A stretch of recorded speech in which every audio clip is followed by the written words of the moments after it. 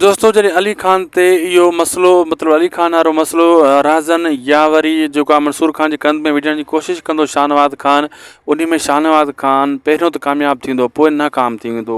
ऐं शाहनवाज़ ख़ान जी इहा कोशिशि आहे या राज़न वारनि जे दर ते उछिरायां जेको अली ख़ान खे माराए, या मंसूर ख़ान जे दर ते ऐं मुराद जी जेका बंदूक जो रुख़ आहे उॾे पहिरियां, ऐं इन में हू पहिरियां कामयाबु थींदो लेकिन अली ख़ान मरदो न, बची वेंदो। लेकिन जेको आहे शाहनवाज़ ख़ान खे बाद में नाकामी मिलंदी ऐं सोढल थी सघे थो त मतां इहो मसइलो हल करे वठे, पंहिंजे सोट खे बचाए वठे।